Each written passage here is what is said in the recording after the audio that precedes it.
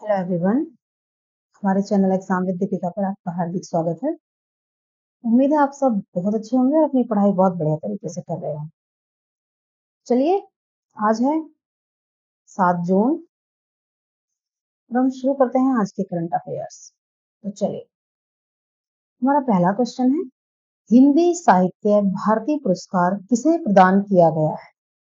हिंदी साहित्य भारती पुरस्कार जो है ये दिया गया है कृष्ण प्रकाश को। ये मुंबई के हैं और मुंबई का प्रतिष्ठित वार्षिक हिंदी साहित्य भारती पुरस्कार ये है जिन्हें दिया गया है कृष्ण प्रकाश को। कृष्ण प्रकाश कौन है? ये पुलिस की आतंकवाद निरोधी इकाई फोर्स 1 के प्रमुख हैं। ठीक है, किसके प्रमुख है? ये police anti terrorism unit force 1। ठीक है, इसके ये प्रमुख है। हिंदी साहित्य भारती पुरस्कार जो है वो सांस्कृतिक और आध्यात्मिक को बढ़ावा देने के लिए प्रदान किया जाता है। चलिए, अगला क्वेश्चन हम देखते हैं।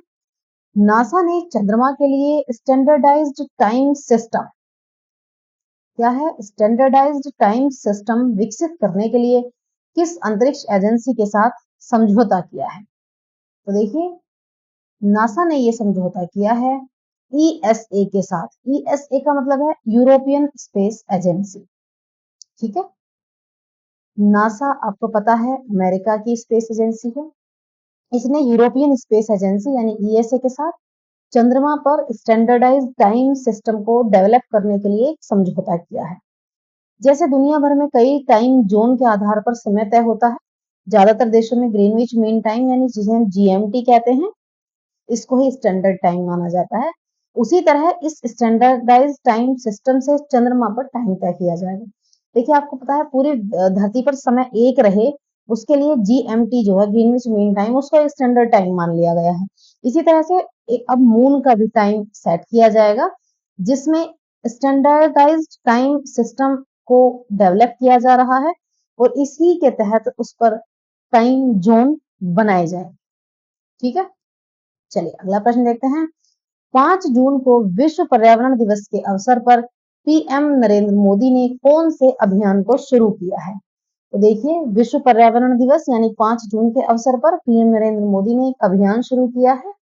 इसका नाम है एक पेड़ माँ के नाम अभियान। ठीक है, तो आपको पता है प्रत्येक वर्ष हम 5 जून को विश्व पर्यावरण दिवस मनाते हैं। इंपॉर्टेंट है थीम, 2024 की थीम क्या रही है? तो थीम है land restoration, desertification and draught resilience. ठीक है, और वर्ष 2023 की थीम क्या है? 2023 की थीम है बीट प्लास्टिक पोल्यूशन। ठीक है, तो देखिए वर्ष 2024 में विश्व पर्यावरण दिवस की जो होस्ट कंट्री रही है वो है सऊदी अरब। देखिए, प्रत्येक वर्ष क्या होता है, एक पूरे विश्व में एक देश कोई ना कोई होस्ट कंट्री बनता है। इस बार जो होस्ट कंट्री रहा है वो रहा है सऊदी अरब। ठीक है, तो आपको पता है संयुक्त राष्ट्र महासभा ने 1972 में स्वीडन की राजधानी स्टॉकहोम में जो पर्यावरण सम्मेलन हुआ था उसके दौरान 5 जून को विश्व पर्यावरण दिवस के रूप में मनाने की घोषणा की थी और हम वर्ष 1973 से विश्व पर्यावरण दिवस मना रहे हैं। यानी पहला जो विश्व पर्यावरण दिवस मनाया गया था वो सन 1973 में मनाया गया था। ठीक है, देखिए थीम्स बहुत इंपॉर्टेंट है, आप ये दोनों थीम्स जरूर याद रखिएगा। ठीक है, ये 2023 की है, 23 की तो छोटी सी थीम है बीट प्लास्टिक पॉल्यूशन, थीम जरूर याद रखिए 2024 की। चलिए अगला प्रश्न हम देखते हैं। डॉक्टर हेलेन मैरी रॉबर्ट्स किस देश की सेना में अल्पसंख्यक समुदाय से पहली महिला ब्रिगेडियर बन गई हैं? तो देखिए ये बात हो रही है पाकिस्तान की। तो देखिए जो डॉक्टर हेलेन मैरी रॉबर्ट्स हैं वो पाकिस्तान देश की सेना में अल्पसंख्यक समुदाय से पहली महिला ब्रिगेडियर बन गई हैं। तो डॉक्टर हेलेन मैरी रॉबर्ट्स जो हैं ये एक ईसाई हैं और पाकिस्तान में ये अल्पसंख्यक हैं। तो पाकिस्तान के 77 साल के सैन्य इतिहास में 77 ईयर्स हो गए हैं पाकिस्तान बने हुए और इनके इस सैन्य इतिहास में 1 स्टार अधिकारी के पद पर ये प्रमोशन पाने वाली पहली महिला ऑफिसर बनी। पाकिस्तान अभी भी आपको आपको पता है एक मेल डोमिनेटिंग कंट्री है, एक पुरुष प्रधान ये देश है। ठीक है, जहाँ महिलाओं को उच्च पद पर बहुत कम देखा जाता है। चलिए अगला प्रश्न हम देखते हैं। हाल ही में सिंगापुर में शांग्री ला वार्ता या एशियाई सुरक्षा शिखर सम्मेलन का कौन सा संस्करण संपन्न हुआ है? तो देखिए, ये शांग्री ला वार्ता या एशियाई जो सुरक्षा शिखर सम्मेलन है उसका 21वां संस्करण यहाँ संपन्न हुआ है। ठीक है, ये 21वां संस्करण है जो सिंगापुर में संपन्न हुआ है। इसमें क्या है, एशिया प्रशांत क्षेत्र और दुनिया के अन्य हिस्सों से 100 से अधिक प्रतिनिधियों ने इसमें भाग लिया है। चलिए अगला प्रश्न हम देखते हैं। आंध्र प्रदेश में हुए 16वें विधानसभा चुनाव में कौन सी पार्टी ने बहुमत हासिल किया है? अच्छा क्वेश्चन है। आपको पता है ये लोकसभा चुनाव जो चले हुए थे, तो लोकसभा चुनावों के साथ साथ आपको पता है लगभग 4 राज्यों में विधानसभा चुनाव भी थे। ठीक है, तो ये बात हो रही है आंध्र प्रदेश की। तो आंध्र प्रदेश में जो विधानसभा चुनाव हुए हैं 16वें, उनमें कौन सी पार्टी ने बहुमत हासिल किया है? तो ये बहुमत हासिल किया है टीडीपी ने, यानी तेलुगु देशम पार्टी। तो ये 18वीं लोकसभा चली हुई थी। इसके साथ ही भारत में 4 राज्यों में विधानसभा चुनाव हुए हैं। 4 जून को आंध्र प्रदेश और ओडिशा राज्य के विधानसभा चुनावों के परिणामों की घोषणा हुई है। ठीक है, आंध्र प्रदेश की बात हम कर रहे हैं। तो आंध्र प्रदेश में जो कुल सीटें रही वो थी 175।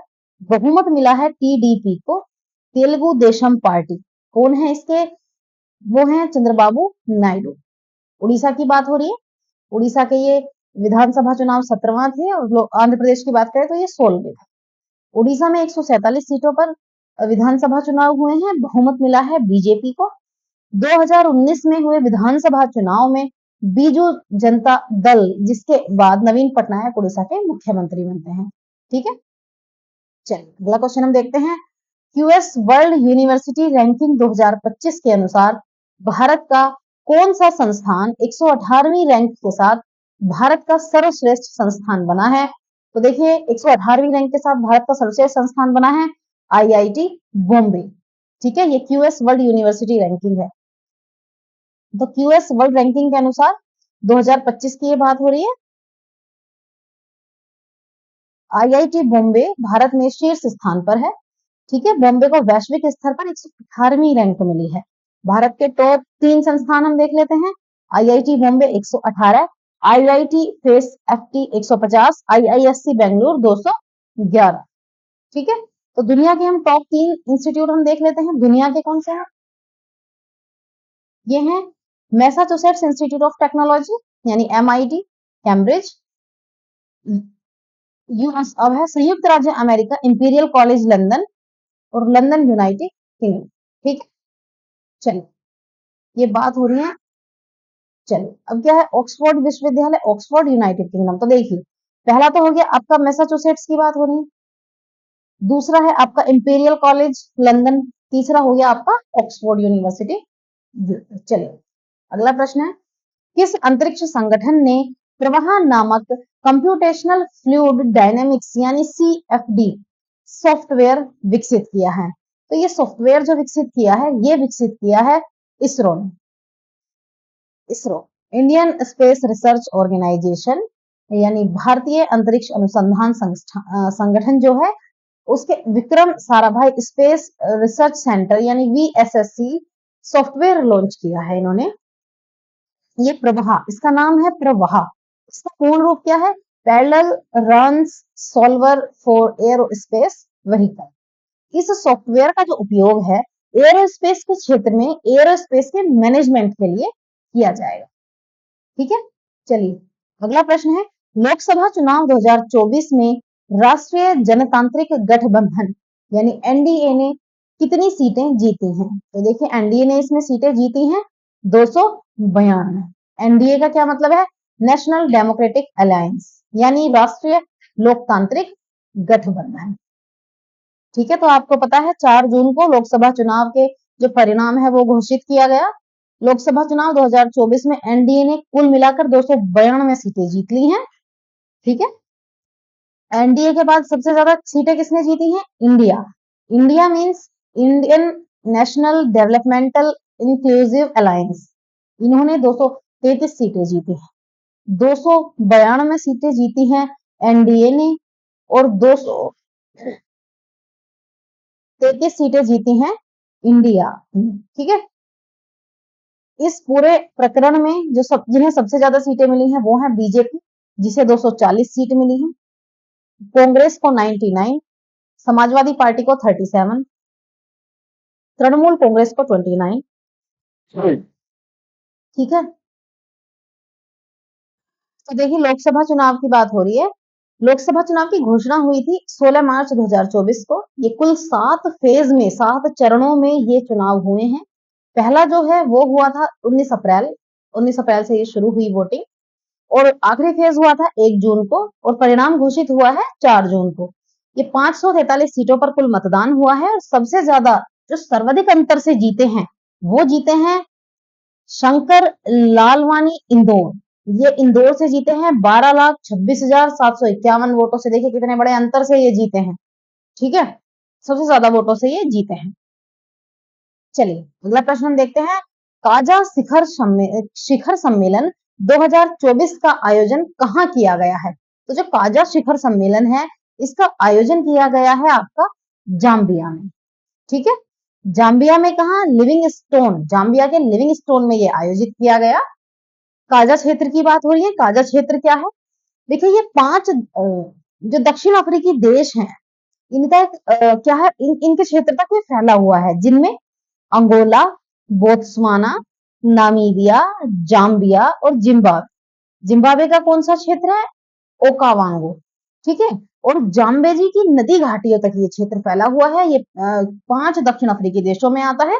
इसे क्या बोला जाता है? काजा क्षेत्र। ठीक है, काजा क्षेत्र जो है उसकी लगभग 70% जो भूमि है वो संरक्षण के अधीन है, जिसमें 103 वन्य जीव प्रबंधन क्षेत्र हैं और 85 इसमें वन आरक्षित क्षेत्र शामिल होते हैं। ठीक है, इस क्षेत्र में क्या है, अफ्रीका की 2/3 से अधिक हाथियों की आबादी पाई जाती है। जानते हो कितनी? वो है लगभग 4.5 लाख। आपको पता है अफ्रीका में बहुत ज्यादा हाथियों की आबादी है, तो उसमें से 2/3 जो हाथी हैं वो आपके इस काजा क्षेत्र में पाए जाते हैं। इस दौरान काजा क्षेत्र के जो सदस्य हैं, सदस्य देशों ने वन्यजीव और वनस्पति की लुप्तप्राय प्रजातियों के अंतरराष्ट्रीय व्यापार पर कन्वेंशन साइट्स से बाहर होने की बात कही है। ठीक है, तो चलिए आपकी क्लास में आज के लिए इतना ही। हम आपको मिलेंगे कल की क्लास में, और यदि आपको वीडियो थोड़ी भी इंफॉर्मेटिव लगती है तो चैनल को सब्सक्राइब करना बिल्कुल ना भूलें। चैनल को सब्सक्राइब करें, वीडियो को लाइक एंड शेयर जरूर करें, और बेल आइकन दबाना बिल्कुल ना भूलें। चलिए मिलते हैं हम आपको नेक्स्ट क्लास में। Thanks for watching.